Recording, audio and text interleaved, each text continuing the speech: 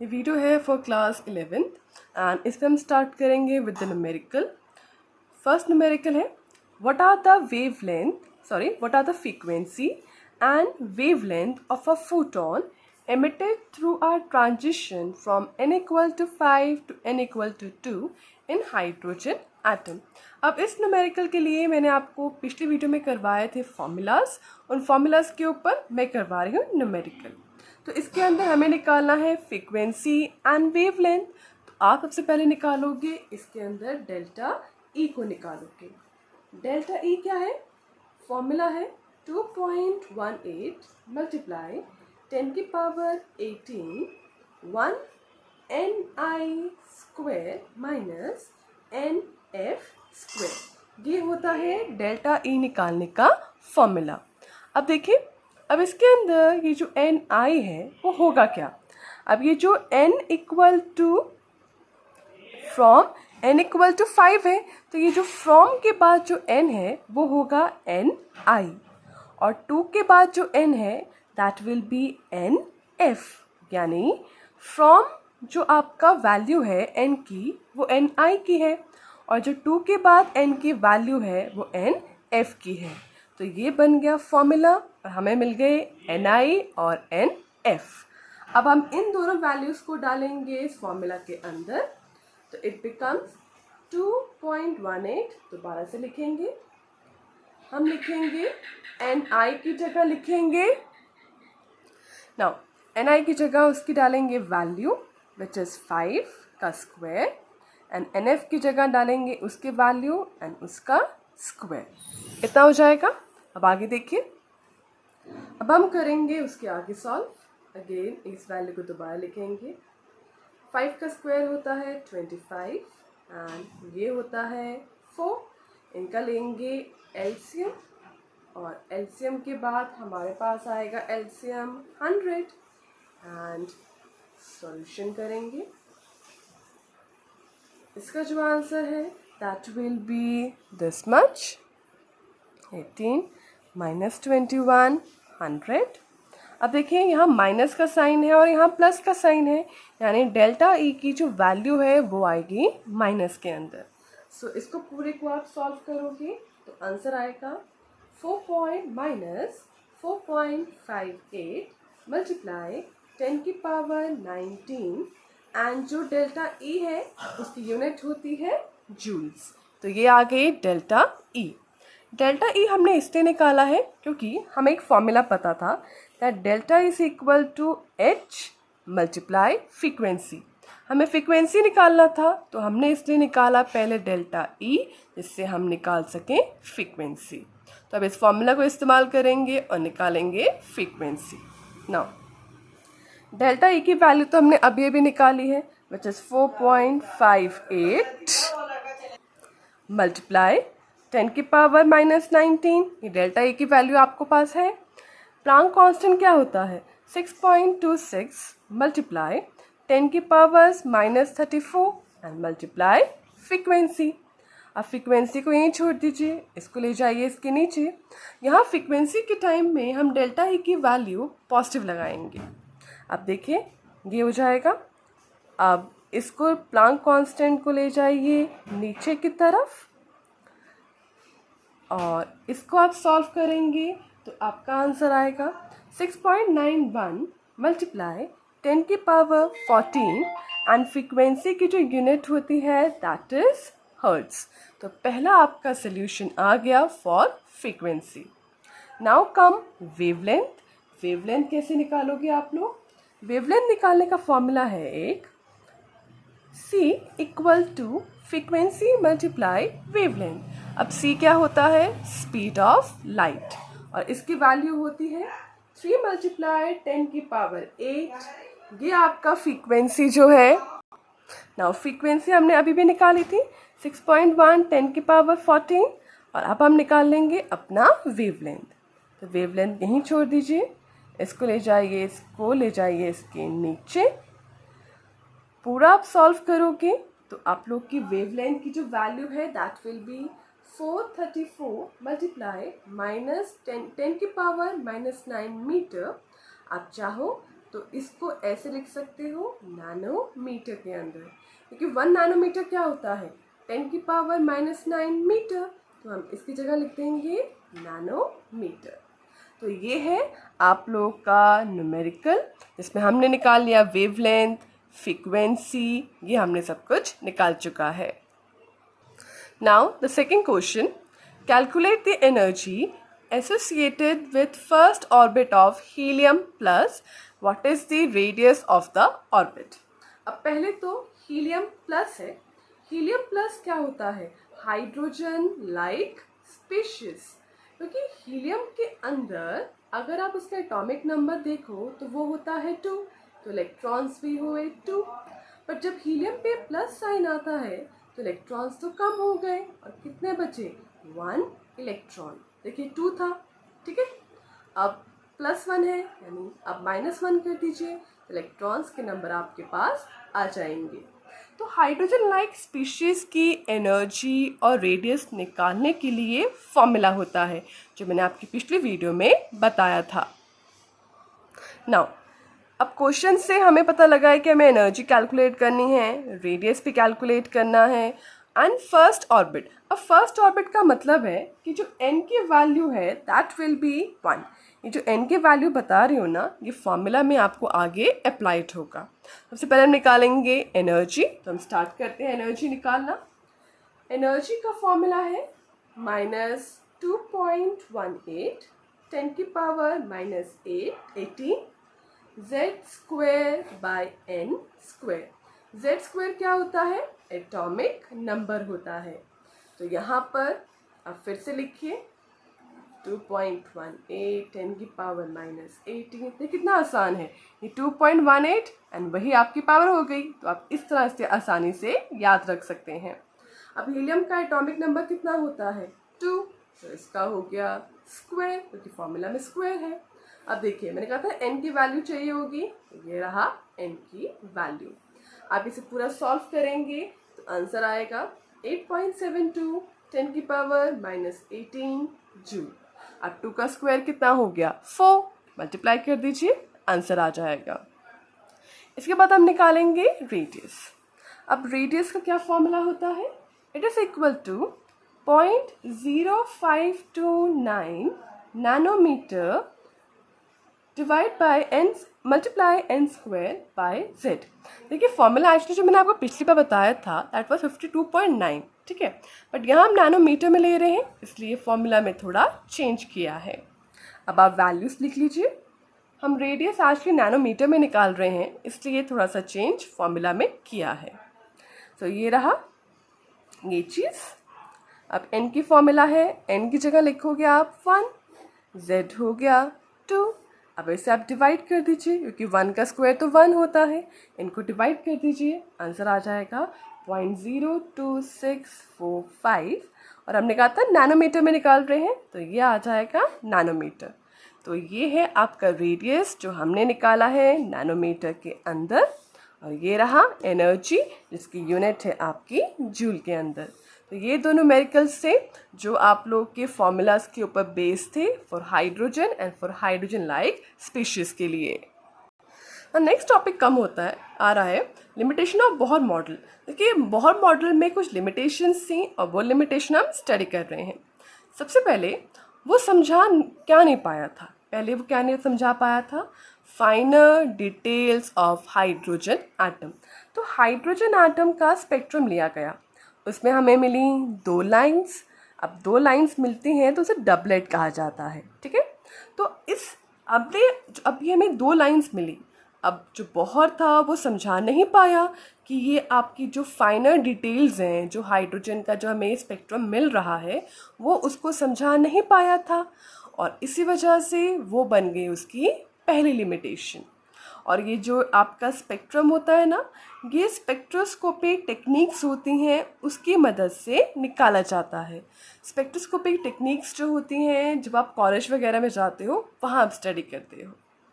So it failed to account for finer details of hydrogen atom spectrum by using sophisticated spectroscopic techniques। तो वो आपका जो फाइनर details है hydrogen atom का उसे समझा नहीं पाया था।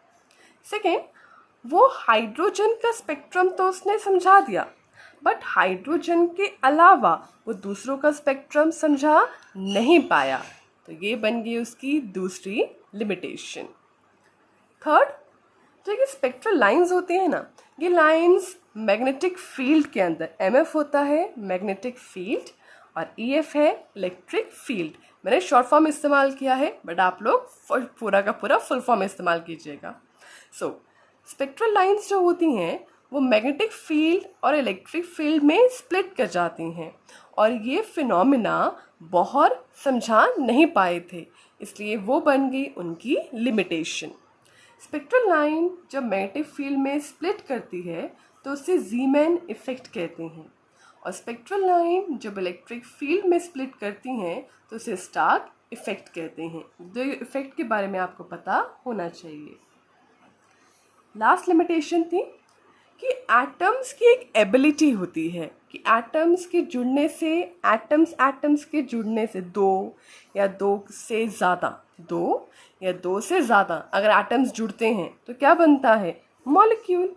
तो ये समझा नहीं पाया कि एटम्स के जुड़ने से बनता है मॉलिक्यूल, और मॉलिक्यूल्स कैसे बन रहे हैं, बाय केमिकल बॉन्ड। तो ये सब कुछ ये समझा नहीं पाया, वो समझा नहीं पाया एबिलिटी ऑफ एटम्स जो बनाते हैं मॉलिक्यूल्स बाय केमिकल बॉन्ड, वो ये चीज़ समझा नहीं पाया और बन गई इसकी लिमिटेशन। नेक्स्ट है ड्यूअल बिहेवियर ऑफ मैटर। देखिए मैटर जो होता है, डी ब्रॉगली ने प्रपोज किया था कि जो मैटर लाइक है, लाइक रेडिएशंस वगैरह हैं, उनमें क्या होता है बिहेवियर, ड्यूअल बिहेवियर होता है। अब ड्यूअल बिहेवियर क्या होता है, ड्यूअल बिहेवियर यानी उसके पास दो नेचर प्रेजेंट होंगे। First is particle and next is wave like, यानी ये दो नेचर जिसके पास प्रेजेंट है उसे हम कहेंगे कि उसके पास है ड्यूअल बिहेवियर। लाइक इलेक्ट्रॉन है, उसके पास भी होता है ड्यूअल बिहेवियर, वो शो करता है ड्यूअल बिहेवियर क्योंकि उसके पास दो नेचर होते हैं, पहला है पार्टिकल और दूसरा है वेव लाइक। अब जो ड्यूअल जो आप लोगों को कहा गया था, ड्यूअल बिहेवियर ऑफ एटम में, मैटर में डी ब्रॉगली जी ने एक इक्वेशन दी थी, that was wavelength is equal to h upon m v. Wavelength, Planck's constant, mass, velocity. ठीक है, अगर आप इसको चाहो तो इसको आप ऐसे भी लिख सकते हो, h अपॉन पी। पी होता है मोमेंटम, और मोमेंटम क्या होता है, मास मल्टीप्लाई वेलोसिटी। तो हम लिख सकते हैं इसको, it is wavelength is equal to h v या h multiply h divide by p। तो ये फॉर्मूला हो गए आपके इस तरह से, और इस फॉर्मूला के ऊपर आते हैं न्यूमेरिकल्स।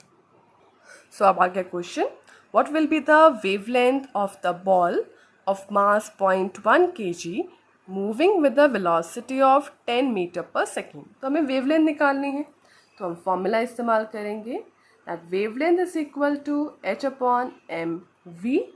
ये फॉर्मूला हो गया। ठीक है, अब जो मास कितना था 0.1 kg, तो m की वैल्यू तो हमारे पास आ गई, वेलोसिटी थी 10, तो आपके पास वेलोसिटी की वैल्यू भी आ गई, प्लैंक कांस्टेंट की वैल्यू तो हमें पता ही है, तो अब हम निकाल सकते हैं अपना वेवलेंथ।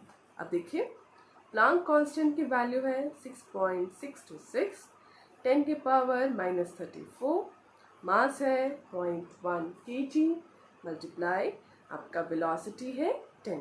आप सॉल्व करोगे तो आंसर आ जाएगा 6.626 मल्टीप्लाई 10 की पावर -34, एंड वेवलेंथ है तो आपकी जो यूनिट है दैट विल बी मीटर, क्योंकि ये जो होता है ये है जूल सेकंड के अंदर। ठीक है, अब ये जो है, अब आपको यूनिट्स करवाती हूँ मैं। एच की यूनिट क्या थी, जूल सेकंड। ठीक है, क्योंकि हमें समझना है कि यूनिट कैसे आई है। तो एच की वैल्यू थी जूल सेकंड, मास की थी केजी एंड वेलोसिटी की थी मीटर पर सेकंड।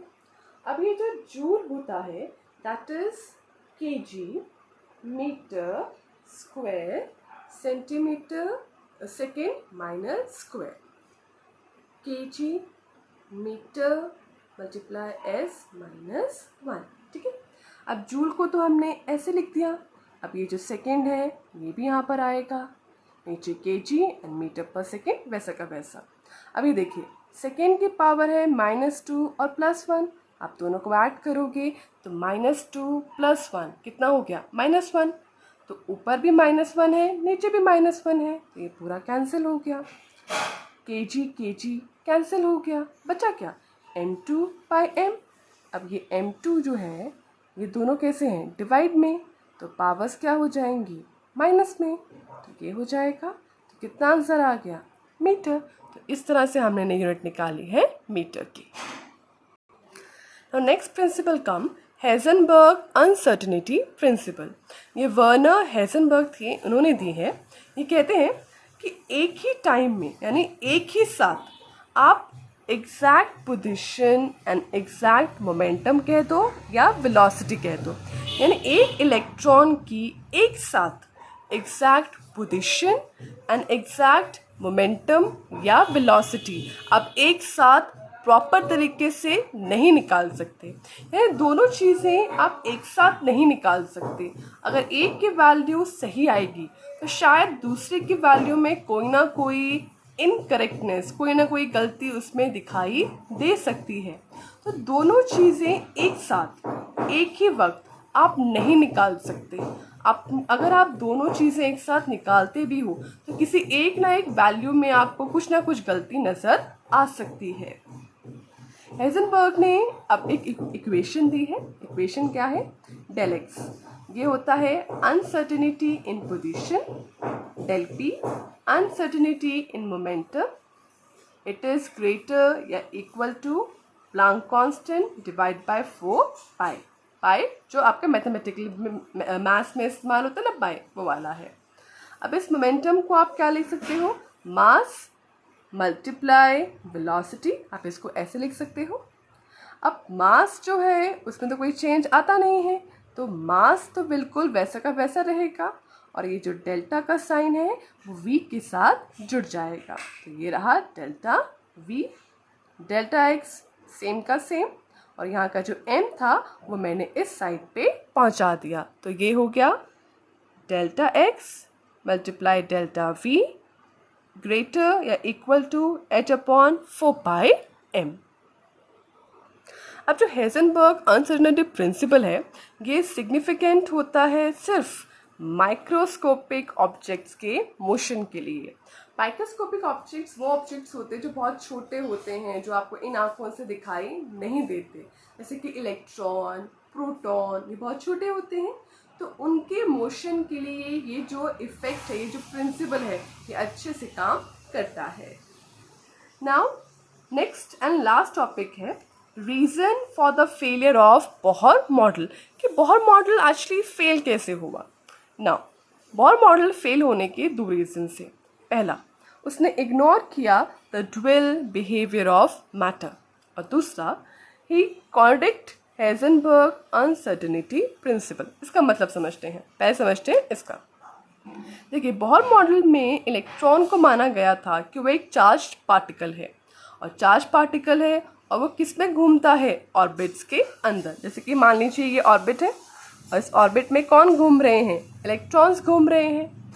अब इसने कहा कि इलेक्ट्रॉन के पास पार्टिकल नेचर है, बट उसने जो वेव नेचर था वो इग्नोर किया गया था। यानी इस बोहर मॉडल में जो वेव करेक्टर है इलेक्ट्रॉन का वो किया गया था इग्नोर, और इसमें माना गया था कि इलेक्ट्रॉन एक चार्ज्ड पार्टिकल है जो मूव करता है ऑर्बिट के अंदर। यानी पार्टिकल नेचर ले लिया बट वेव नेचर को इग्नोर कर दिया, इसलिए ये बन गई उसकी पहला रीज़न जिससे बोहर मॉडल को फेलियर सहना पड़ा। दूसरा था कॉन्ट्रडिक्ट हेजनबर्ग अनसर्टेनिटी प्रिंसिपल। देखिए ऑर्बिट एक ऐसा पाथ होता है जो बिल्कुल क्लियर पाथ होता है, हमें पता है कि हाँ ये एक पाथ है, पूरा क्लियर होता है ये। और इस पाथ को अगर आपने डिफाइन करना है तो आपको पता होना चाहिए कि जो इलेक्ट्रॉन की पोजीशन है, वेलोसिटी है, एक ही टाइम पर उसकी वेलोसिटी और पोजीशन आपको पता होना चाहिए।